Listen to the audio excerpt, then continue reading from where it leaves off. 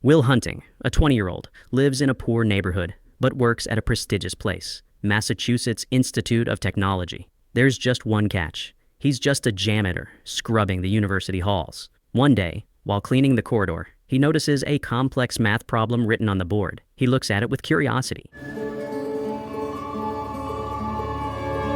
It was placed there by the local professor, Gerald Lambeau. He promised anyone who could solve the theorem by the end of the semester a publication in the university's journal and his respect. And the person to do so will not only be in my good graces, but also go on to fame and fortune by having their accomplishment recorded and their name printed in the auspicious MIT Tech. Anyone interested could approach the board and write down the solution. Will becomes deeply intrigued by this problem. He can't stop thinking about it all day. After all, solving this would allow him to fly to Mars in the future and even grow potatoes there. That evening, at a bar, he becomes so absorbed in the solution that he even leaves his friend and rushes to his shabby little home to spend the night solving the theorem. At home, instead of using a board, he uses the bathroom mirror to conveniently erase wrong solutions. After some time, he succeeds. Over the weekend, he arrives at work, and in between mopping the floors, writes the correct solution on the board. A few days later, the professor finds the anonymous solution on the board. He can't believe that one of his students managed to solve the toughest theorem so quickly, and he's eager to find out who this genius is. Who did this? Jack? Wasn't me. That evening, Will is hanging out with his friends. They pass by a group of people, and one of them insults a girl. Will recognizes this guy from his childhood. He used to bully him. He asks his friend to stop the car and gets out. Without thinking, Hunting punches the guy right in the face, and a fight breaks out between the groups. When the cops arrive, Will's friends try to pull him away from the opponent, but it's already too late. Will is arrested. The next morning, Professor Lambeau gives a lecture to a large class. Well, by no stretch of my imagination do I believe you've all come here to hear me lecture, or rather to ascertain the identity of the mystery math magician. Everyone's curious about who the genius is who solved the problem, but no one answers. Well, I'm sorry to disappoint my spectators, but... The professor then decides to give the students an even more complex problem, one that he and his colleagues have been trying to solve for more than 2 years. And there is a problem on the board right now that took us more than 2 years to prove. Meanwhile, Will walks out of the police station and tells his friend that he has a court date in a week. In the evening, he heads to his shift and once again sees a simple problem on the board. He starts solving it quickly, trying to finish before anyone notices him. At that moment, the professor walks out of his office. What do you do? Sorry. That's people's work. You can't graffiti here. Don't you walk away from me! Lambeau tries to catch Will, whom he mistakes for a vandal, but Will quickly disappears. The professor then returns to the board and realizes that the correct answer has been written again. Oh my God. That evening after work, Hunting heads back to the bar with his friends and tells them that he was fired. Now, he can't attend the university and solve problems. Why did you get fired, Will? Come on. Management was restructuring. The next day, Professor Lambeau decides to track down the mysterious genius. He goes to the janitor's office to find Will. Yeah, what can I do for you? I just need the name of the student who works here. The stats think the professor wants to complain about the cleaning and don't immediately get him Will's name. Asshole. But later, they find out that Will didn't work voluntarily. It was community service assigned by the court. Today, Will's hearing is scheduled. The professor enters the courtroom and sees Will defending himself with excellent knowledge of law and sociology. By the Constitution of the United States, this is the same don't tell me document about which the guarantees my Constitution of the liberty. United States. Now, liberty, in case you've forgotten, is the soul's right to breathe. The judge reads out all his charges. Despite Will's best efforts to defend himself because of the large number of offenses, he's still sent to jail. You're going in. Motion to dismiss is denied. $50,000 bail. Thank you. Sometime later, Will has a visitor. It's Professor Lambeau, who informs him that the judge has agreed to release him on his own recognizance. There are just 2 conditions. What the fuck do you want? I'm Gerald Lambeau. First, Will must meet with the professor every week and study advanced mathematics. Second, he also has to meet with a therapist once a week to work on his criminal tendencies. And I'm responsible to submit reports on those. Will is sure that he doesn't need therapy, but he agrees to the deal for his freedom. Will is released from jail and he starts attending sessions with the professor.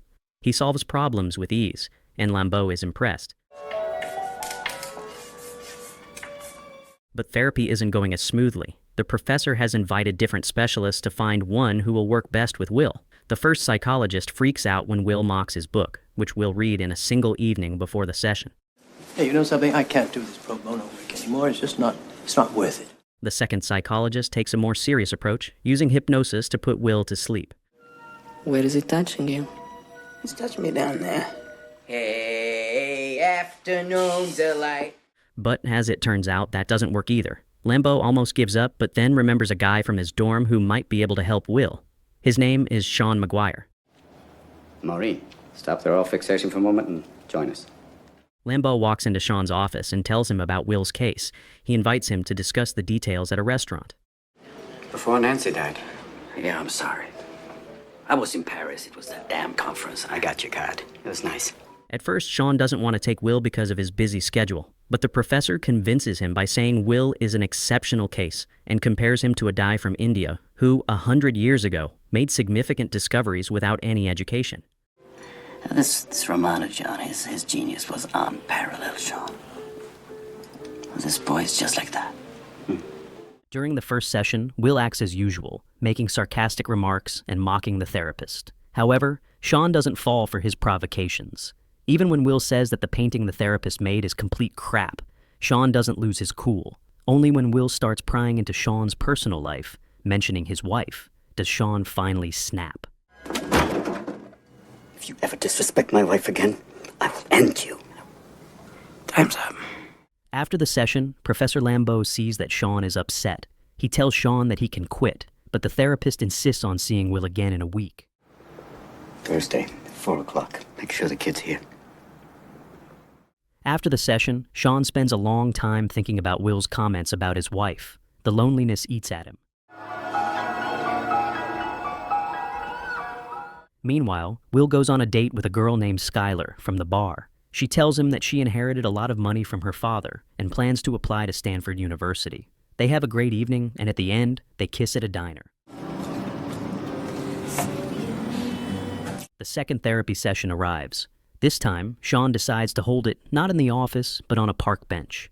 Will starts his usual sarcastic act, but Sean interrupts him. He tells Will that he's been thinking a lot about his words and now has something to say. In Sean's eyes, Will is still just a little boy who knows nothing about real life. He may learn facts about all the artists in the world, but he's never left Boston and never seen their work in person. He can quote works about war, but he's never been on the battlefield. He can recite sonnets about love, but he's never truly loved or been vulnerable in front of a woman. But the most important thing, Sean himself will never understand the pain of an abandoned orphan until Will opens up to him. Personally, I don't give a shit about all that, because you know what? I can't learn anything from you. I can't read in some fucking book. During the next session, Will stays quiet the entire time. Sean remains calm, confident that Will is just testing him, and he's right. During the next session, Will finally breaks the silence and tells Sean a dirty joke. They start talking about relationships with girls, and Will casually mentions that he went on a date recently. Sean asks if he plans to see Skylar again, and Will makes an unexpected confession. He admits that he doesn't want to ruin the perfect image of her that he has in his head. This girl's like fucking perfect right now. I don't want to ruin that. Sean argues that Will is afraid of ruining his own perfect image, not hers. But that's what real relationships are about, Sean says. He shares a personal story about his wife, who recently passed away from cancer. He tells Will about the funny little quirks she had. Those things are what he misses the most. True intimacy comes from accepting each other's imperfections. In order to know if you've made the right choice, you need very close relationships. For the first time, Will listens. He visits Skylar in the dorm. She's surprised to see him since he hasn't called in a while, but agrees to go out with him. All right, But then maybe some other time. like tomorrow? Yeah, all right. They go to the dog races and have a great time. Skylar asks Will where he grew up and how. Will says he's from Boston, but lies about his family. He invents a wild story about having 12 older brothers. 8? How many? I have 12 big brothers. You do not. I swear to God. I'm lucky 13 right here. Even worse, he has to promise Skylar that he'll introduce her to his family soon.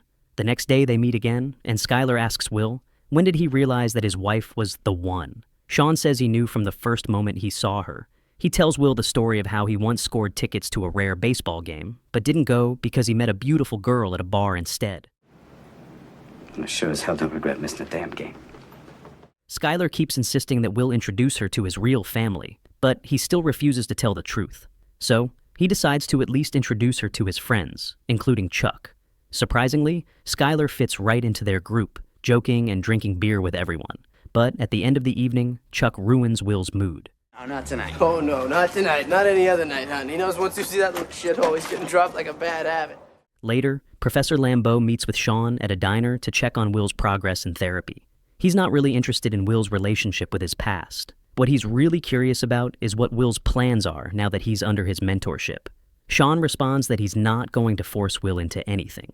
He has to choose what he wants from life. Professor Lambeau gets angry and says he's already introduced Will to the right people. Let's talk about the boy. Why don't we give him time to figure out what he wants? But he doesn't know that Chuck went to meet those people instead of Will, asking for payment and ruining the deal with his inappropriate behavior. You can speak with my aforementioned attorney. Good day, gentlemen. And until that day comes, keep your ear to the grindstone. Meanwhile, Will enjoys a night out with Skylar. Then, at her place, she unexpectedly throws him off guard by asking him to come with her to California, where she plans to attend Stanford. Will immediately refuses, making up a ton of excuses. But Skylar insists. She's convinced that Will is just stuck in his little world, where he has no competition and is scared of the new. Then, Will blows up. He's sure Skylar is just playing with him, that he'll always be just a fling to her because he's poor. Why are you saying this? What is your obsession with this money? Skylar tells him that if she had to choose between having a living father and his inheritance, she'd definitely choose the father. She's scared too, but she wants to be honest with Will, while he isn't. Will protests, but then Skylar remembers his non-existent brothers. At this point, Will completely loses control. He starts yelling, saying that Skylar would never want to know the truth about him. After all, he's an orphan, and people tortured him as a kid. Skylar, in tears, reassures him that she would want to know everything about him, including the most painful details. And then, she confesses she loves him, but Will's heart is already closed. I don't love you. Will meets with Professor Lambeau. He's upset about what happened at the meeting with the business partners and scolds Will for his recklessness. Will explodes. He says he's not sure he even wants this academic career anymore. Communicating with the professor is like torture, because his mind is far sharper than Lambeau's. Lambeau says he expected at least some gratitude from Will. They argue, and Will leaves. Later, he's invited to an interview at the National Security Agency, where they promise him a golden career. Will refuses the offer, saying he doesn't want to ruin the lives of regular people just for some political ambitions. Oh, come on. I mean, that is what you do. You guys handle 80% of the intelligence workload. You're 7 times the size of the CIA. He soon meets with Sean again. Sean asks why Will turned down the NSA job. Will responds, So what did I think? I'm holding out for something better. The therapist asks if Will has any friends he can talk to, and if he ever feels lonely. Will lists famous philosophers like Kant and Nietzsche, and Sean reminds him that real relationships can only be built with living people. Sean asks why Will chose the most prestigious college to work at, but when he was writing on the board, he was hiding. When Will is asked what he really wants from life, he starts spouting nonsense about how he wouldn't mind laying bricks or being a shepherd for the rest of his life. Sean understands that Will is just mocking him and doesn't want to be honest with himself. He kicks Will out of his office. But I ask you a very simple question, and you can't give me a straight answer. Will is confused, wondering why he's being kicked out. Sean explains that Will is not sincere with him and calls him a shepherd. Where's your soulmate? You want to talk about soulmates? Where is she? Dead. Time passes. Will calls Skylar, but she's given up waiting for him to make any serious decisions. I love you. You take care. Someone's always coming. After this conversation, Skylar finally leaves for California. Will stays in Boston, working construction with Chuck. Meanwhile, Professor Lambeau talks on the phone, saying that Will's not keeping his promise and that he'll send him back to jail. Well, if he doesn't show up and I file a report saying he wasn't here and he goes back to jail, it won't be on my conscience. During break, Chuck asks Will what he plans to do next. Will answers that he doesn't plan to spend his life solving stupid equations and being a lab rat. Probably make some nice bank, though. I'm gonna be a fucking lab rat. Better than this shit. He plans to stay in Boston and party with his best friend forever. But unexpectedly, Chuck doesn't like this plan. He openly tells Will that he's being a moron by throwing away his talent. Chuck admits that every day he dreams of showing up at Will's house before work and seeing his friend finally leave that hole. Meanwhile, Lambo finds out that Will has stopped attending therapy sessions with Sean. The professor threatens to tell the judge and accuses the therapist of pushing Will toward a life of juvenile crime. I don't care if you have a few laughs, even at my expense, but don't you dare undermine what I'm trying to do here. Sean responds that the professor doesn't care about Will's feelings, and that he's been alone his entire life, never learning to accept love. But Lambo doesn't listen. He's paranoid now, convinced that Sean is just getting back at him for his successes. The therapist can't believe his ears. This self-satisfied idiot really thinks Sean is jealous of him. You think I'm a failure. I know who I am, and I'm proud of what I do. Sean says that he's only concerned about Will's destiny and his true desires, which Lambo could easily crush and make Will feel like a failure. I can come back. No, come in. I was just leaving. Lambo quietly leaves, leaving Will alone with the therapist. Sean explains to Will that his fight with Lambo isn't personal. They have a long history together. A lot of that stuff goes back a long way between me and him. Changing the subject, the therapist mentions that he's prepared a report about Will for the judge. Will asks if there have been others like him in Sean's practice. Suddenly, Will learns that Sean's background is similar to his own. His father was an alcoholic who used to beat him. Sean repeats to Will that he's not responsible for what happened to him. Will tries to brag about it at first, but then he breaks down and lets his emotions out.